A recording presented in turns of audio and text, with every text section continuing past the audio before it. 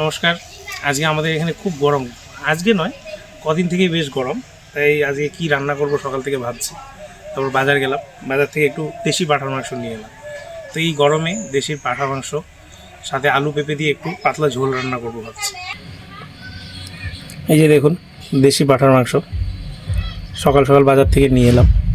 মাংসের পিসগুলো বেশ সুন্দর আর মাংসটাও অনেকটা ফ্রেশ। আর আজকে মেটের পরিমাণটা বেশ ভালোই দিয়েছে, এই দেখুন।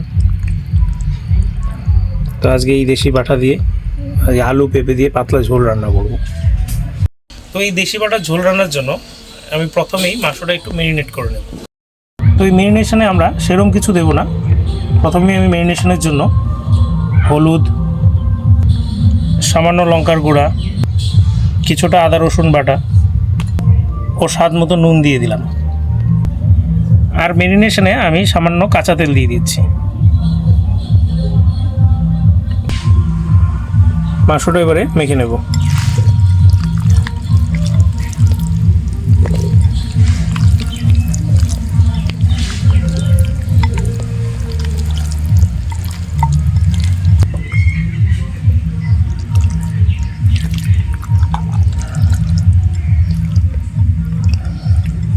মাংসটা ম্যারিনেট করে ফেলেছি।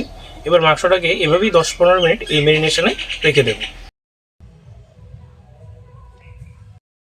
মাংস রান্নার জন্য আমি এখানে আগে থেকেই কিছু জিনিস কেটে রেখেছি। এখানে আলু, টমেটো কুচি, পেঁপে, পেঁয়াজ এবং কাঁচা লঙ্কা কেটে রেখেছি আগে থেকেই। মাংসের ঝোলে যে আলুটা দেবো সেটা আমরা এখন ভেজে নেব। আলু ভাজার জন্য প্রথমে আমি কড়াইতে কিছুটা সর্ষের তেল দিয়ে দিলাম।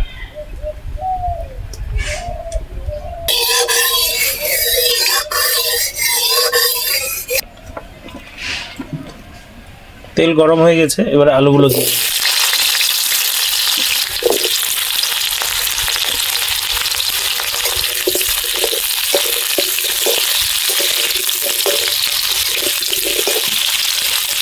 আলু ভাজায় সামান্য হলুদ দিয়ে দিব,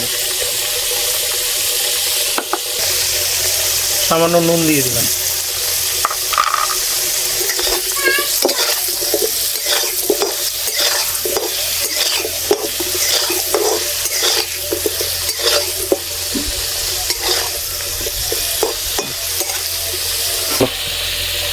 আলু ভাজা হয়ে গেছে, দেখুন একদম লাল লাল করে ভেজে নিয়েছি। এবারে নামিয়ে নেব।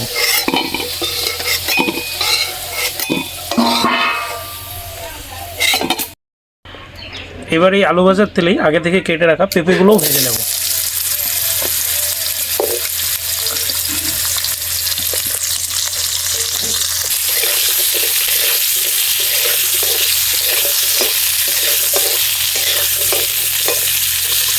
পেঁপে ভাজা হয়ে গেছে, এবারে নামিয়ে নেব।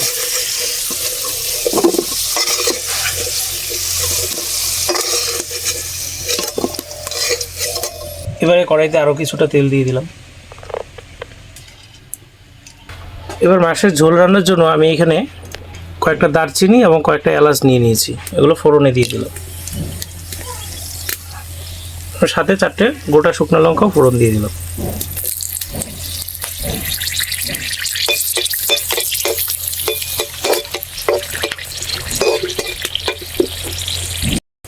ফোড়ন থেকে শুকনো লঙ্কা এবং দারচিনির গন্ধ আসতে শুরু করলে এবারে আগে থেকেই কেটে রাখা পেঁয়াজ দিয়ে দেব।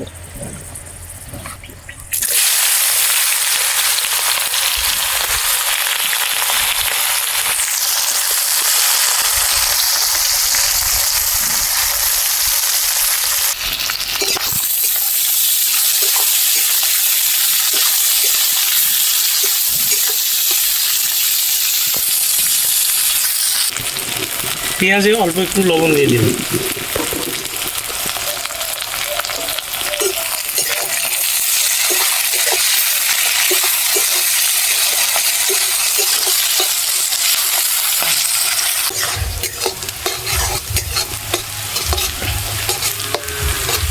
পেঁয়াজগুলো এরকম ব্রাউন হয়ে এলে টমেটো কুচি দিয়ে দেবো।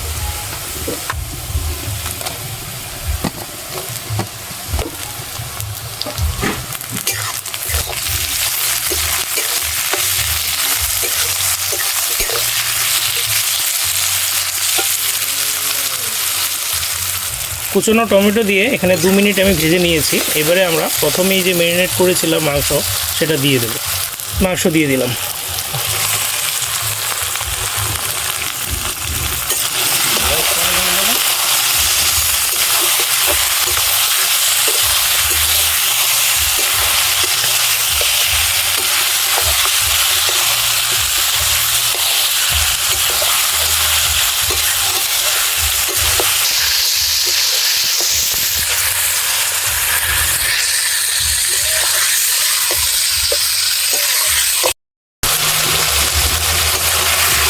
মাংস দেওয়ার পরে আমি এখানে প্রায় 5 মিনিট ভেজে নিয়েছি। এবারে মাংসে আমি কিছুটা হলুদ দিয়ে দেব।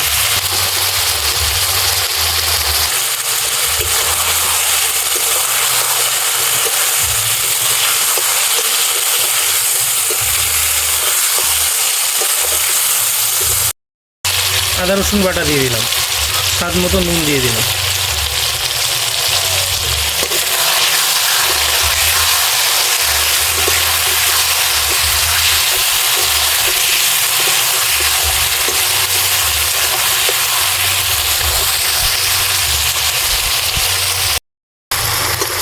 আদা রসুনের কাঁচা গন্ধ যাওয়া অবধি আমি এখানে মাংস ভেজে নিয়েছি। এবারে সামান্য জল দিয়ে ঢেকে দেবো।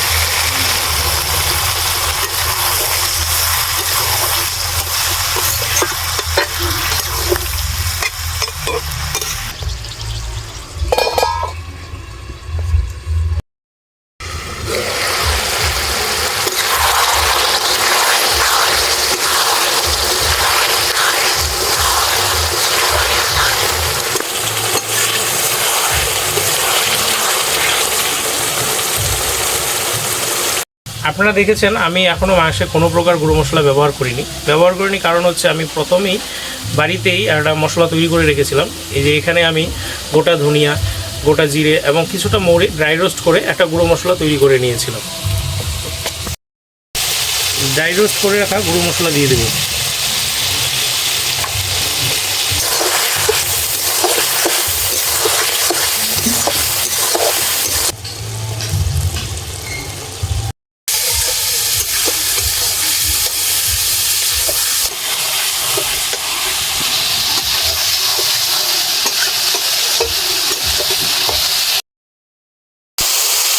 এই দেখুন মাছের কালারটা দেখুন যা।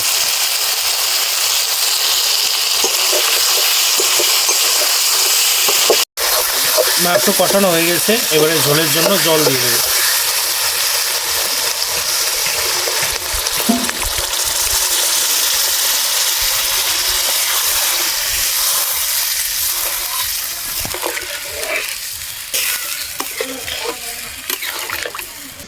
ভেজে রাখা আলু ও পেঁপে দিয়ে দেবো।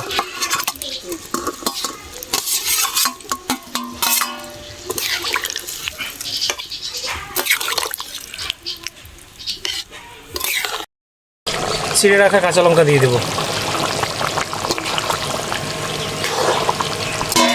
এবারে ঢেকে দেবো।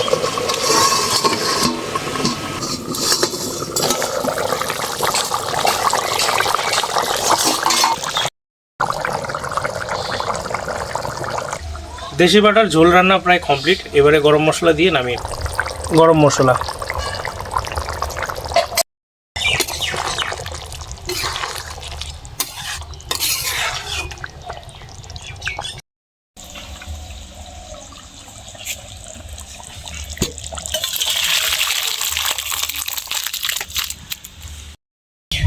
এই দেখুন দেশি বাটার ঝোল একদম রেডি। কালারটা দেখুন খুব ভালো এসেছে।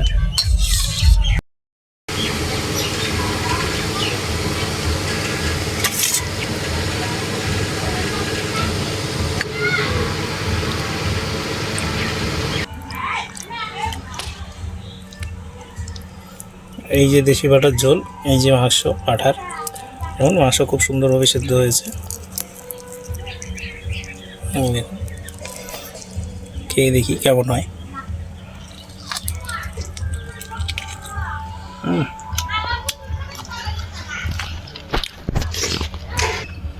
এই গরমে আলু পেঁপে দিয়ে এই বাটার মাংসের পাতলা ঝোল খুবই ভালো লাগলো খেয়ে, খুব সুস্বাদু হয়েছে। এখন পেঁপেগুলো খুব সুন্দরভাবে গলে গেছে। এই দেখুন আলু খুব সফট হয়েছে। আপনারাও এই গরমে কখনো পাঁঠার মাংস দিয়ে ওই আলু পেঁপে দিয়ে ঝোল রান্না করে খাবেন, দেখবেন খুব ভালো লাগবে। আর ঝোলটা অবশ্যই পাতলা হতে হবে, খুব বেশি মশলা দিলে গাঢ় হয়ে যাবে, এতে ঝোলের টেস্টটা আপনারা পাবেন না।